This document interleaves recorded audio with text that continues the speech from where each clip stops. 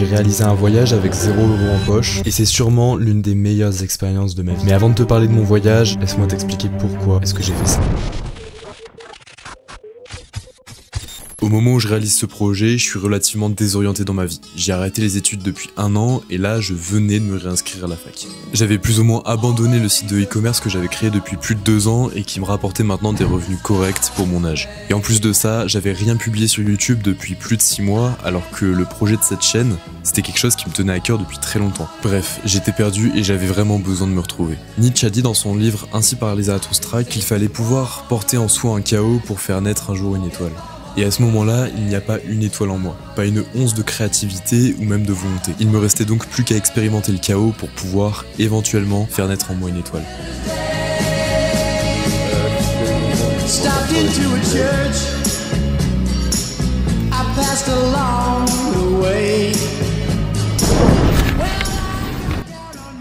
Quelqu'un venait de me déposer là en me disant « Mec, c'est le meilleur endroit que tu puisses trouver, il n'y aura pas mieux pour aller là où tu vas. » En réalité, c'est l'un des premiers problèmes de la journée parce que j'ai peut-être attendu 1 heure ici sans bouger. L'idée c'est d'arriver à Lyon dans la journée, on va voir ce que ça donne. Il est actuellement 12h10, je sais pas du tout ce que ça va donner. J'ai quand même remporté de chez moi un sandwich, mais ouais, l'idée c'est quand même de pas le manger maintenant parce que je sais pas trop où est-ce que je vais dormir ce soir. Et dans l'idée ça peut être cool d'avoir à manger pour ce soir quand même. Voilà. Finalement, un monsieur assez âgé m'a pris et m'a déposé dans une aire d'autoroute. Il m'a dit que lui aussi il avait voyagé sans argent et je commençais à me dire que ce que j'étais en train de faire c'était quelque chose qui avait toujours été fait à travers les époques. À cette aire d'autoroute, un homme voit mon panneau et sans même que je lui demande quoi que ce soit, il me dit qu'il peut m'emmener à Lyon. Je me dis que c'est un coup de chance et forcément j'accepte. Encore une fois, c'est une super rencontre. Le gars est trop sympa et on parle tout le long du trajet. Il me propose même un emploi à Lyon. Bien évidemment je refuse parce que j'en ai pas besoin, mais je me rends compte d'une chose, c'est que quand on va à la rencontre du monde et qu'on fait un pas vers l'autre, l'autre fait littéralement 2 pas vers nous. Ok, donc ce qui s'est passé, c'est que le gars qui m'a pris était vraiment trop sympa. On a fait, on a fait Clermont-Lyon ensemble. Et ce gars était, vraiment génial. On a bien discuté, il m'a même donné 2 pommes et une clémentine. J'ai été pris par de nouvelles personnes et j'arrive finalement dans la ville d'Albertville. Par hasard, on me dépose sur le parking d'un McDo. Et je me rappelle le concept du voyage sans argent. Je suis censé aller dans des restaurants et des magasins pour voir s'ils peuvent me donner des choses gratuites. Alors là, je prends mon courage à 2 mains et je vais à McDo avec mon sac à dos pour voir s'ils pourraient m'offrir un menu. Et j'ai vraiment été choqué de ce qui s'est passé. Là, ce soir, je vais essayer de dormir chez l'habitant, essayer éventuellement de récolter un peu d'argent en allant voir des personnes comme ça. C'est pas facile parce que ça demande quand même du courage. C'est une sorte de position dans laquelle on est pas mal vulnérable, dans le sens où on va demander de l'argent aux gens ou alors on va demander directement de dormir chez eux. En fait, c'est super indiscret, mais justement, ce qui est intéressant dans le concept, c'est que l'idée, c'est vraiment de casser cette indiscrétion et waouh, et d'aller vraiment au-delà et en fait de tirer avantage du truc. Je vais voir un employé de McDo qui va lui-même voir son responsable. Le responsable va voir son autre responsable et finalement ce même responsable va voir l'espèce de boss du McDo. Bonsoir, bonsoir. Excusez-moi de vous déranger, mais en fait je fais un voyage sans argent. J'ai traversé déjà plusieurs villes comme ça et donc en fait... Bonsoir madame, excusez-moi de vous déranger, en fait je fais un voyage en stop en France.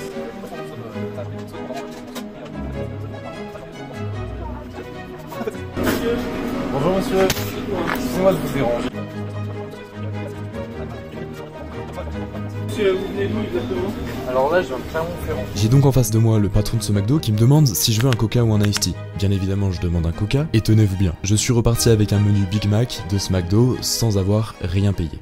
Quand on va un peu à la rencontre du monde et tout, bah les choses elles viennent toutes seules. Enfin, y a pas besoin de se casser la tête, y a pas besoin de se torturer l'esprit. Les gars, vous avez pas d'argent, bah je sais pas, faites du stop, allez dans un resto, demandez s'ils ont pas des invendus. Là, premier resto dans lequel je demande, ils acceptent. C'est fou en fait.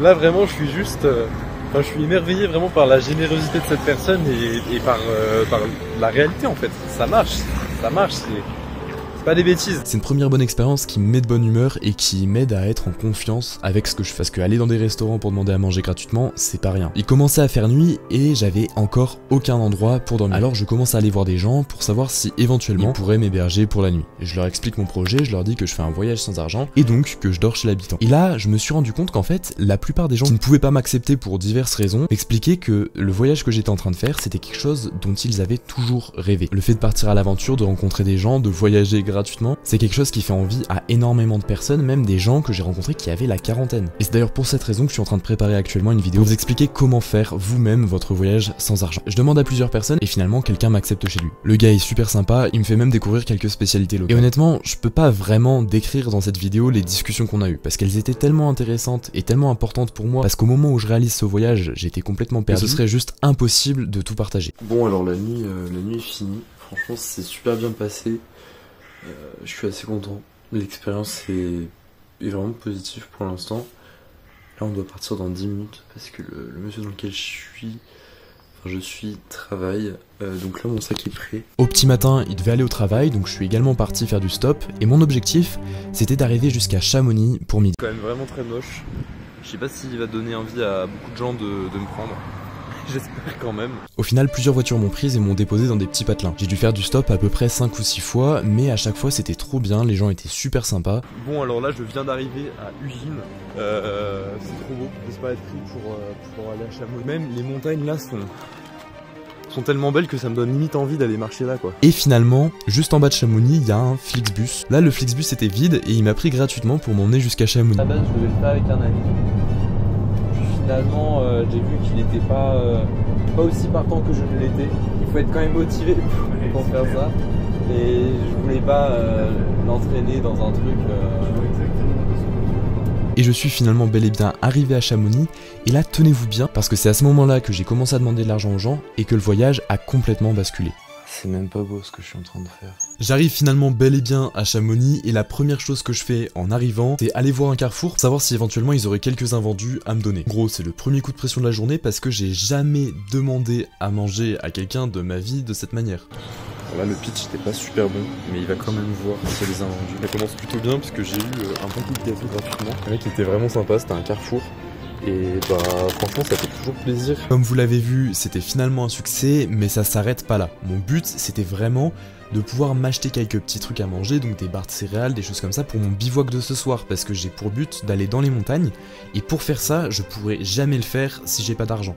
Alors petit à petit, je commence à demander de l'argent aux gens, et voilà ce qui s'est passé. Bon alors là pour le coup c'est vraiment concluant parce que j'ai gagné à peu près une trentaine d'euros en fait en 1h30 en allant voir des gens, en leur expliquant un peu mon projet, ce que je faisais.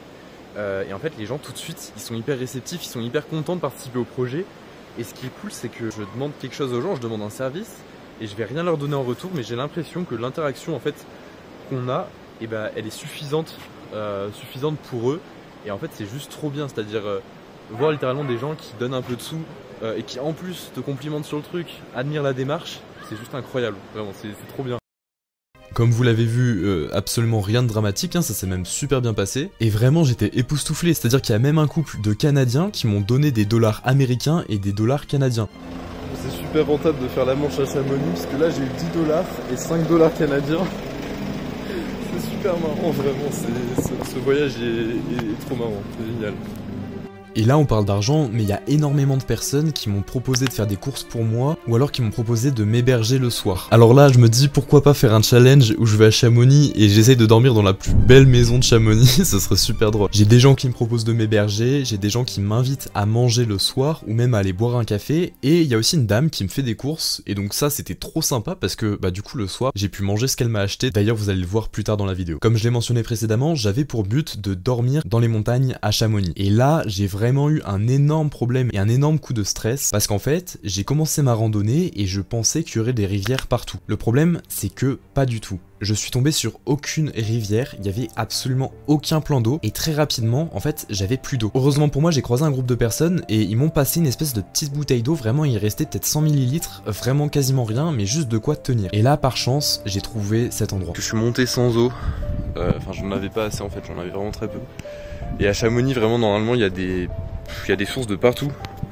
C'est-à-dire que du coup je me suis pas trop préoccupé du fait que je trouve une source ou pas, parce que j'ai l'habitude d'en voir de partout normalement. Et là, pas de source, vraiment rien. Et il y a cette espèce de chalet là qui est complètement fermé, mais dans lequel il y a un espèce de petit robinet. Et moi j'ai ma gourde filtrante, donc c'est parfait. Vraiment là, je suis trop content pour le coup. Je suis refait, je suis à 1 heure de la mer de glace. Et je pense que ça aurait été un peu compliqué de faire le tout sans eau quoi. J'aurais pu parce qu'il y a quelqu'un qui m'a généreusement passé une petite bouteille. Mais il y avait, je sais pas, peut-être 100 ml d'eau dedans. Donc ça fait peu quoi. Ça fait peu et là je vais pouvoir boire un bon coup.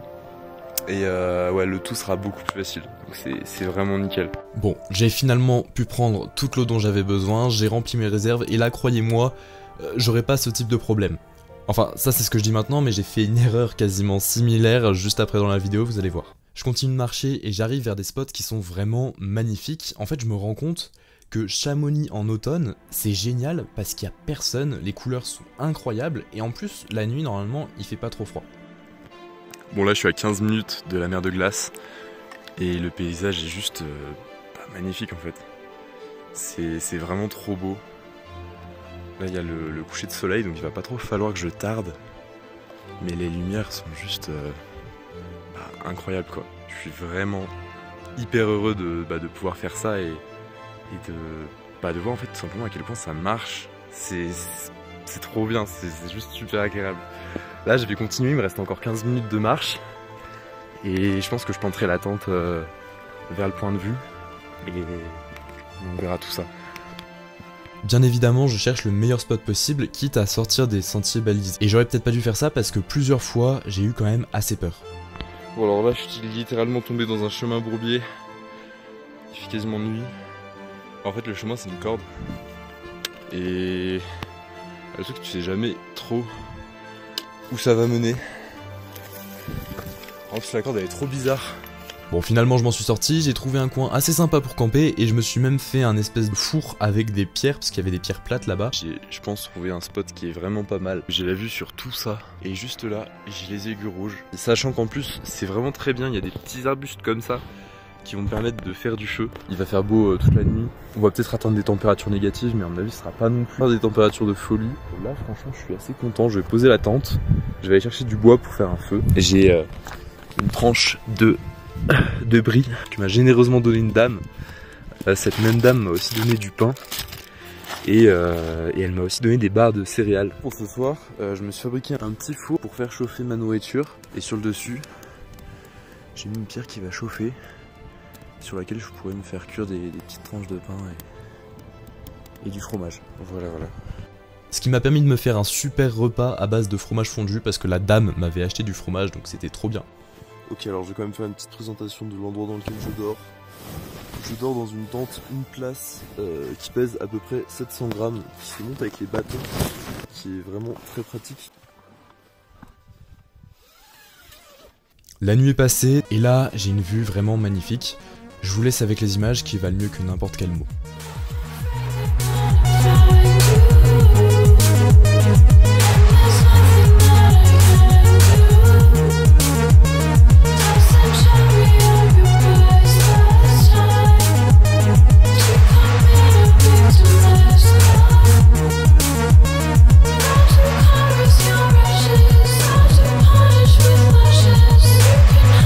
Je décide de continuer à marcher et je me rends compte en fait à quel point j'ai de la chance. La vue est magnifique, il y a des lumières qui sont juste indescriptibles. Bon, encore une fois, je fais une bêtise, je sors des sentiers et il m'arrive ça.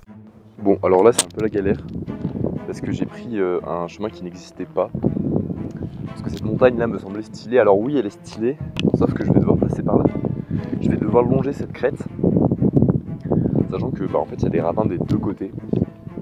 Pour après espérer rejoindre un chemin qui n'existe pas.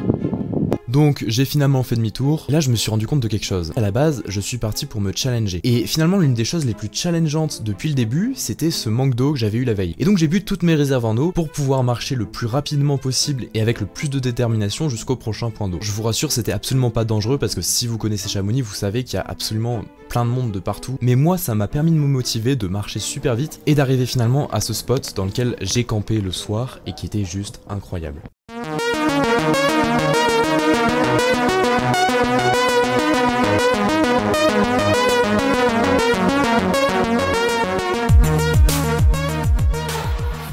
Je crois qu'à ce moment-là du voyage, j'ai appris quand même pas mal de choses. Je sais que c'est possible de voyager sans argent, je sais que les gens sont extrêmement sympas et je me rends compte d'un problème dans la société. Tout le monde se sent seul, mais tout le monde a également peur de déranger. Et ce, même en allant à Chamonix, alors qu'on pourrait se dire c'est une ville super huppée, super riche. Alors si vous regardez encore cette vidéo, je vous encourage à la mettre en pause et à envoyer un message à des personnes que vous connaissez, que vous appréciez, parce que sachez une chose, vous ne les dérangez pas et votre présence va juste leur faire plaisir. Le lendemain matin, je descends assez rapidement parce que j'ai pris un billet de Flixbus pour rentrer chez moi. Ce voyage était juste incroyable, j'en ai retenu énormément de choses positives et j'ai qu'une seule hâte, pouvoir le refaire à nouveau. Alors si cette vidéo t'a plu et que t'as envie de voir d'autres de mes aventures, n'hésite surtout pas à t'abonner, à commenter et surtout à partager. Moi je te dis à bientôt et merci beaucoup d'avoir regardé cette vidéo jusqu'au bout, c'est super sympa et en plus c'est super rare parce qu'il y a plein de gens qui abandonnent la vidéo avant la fin.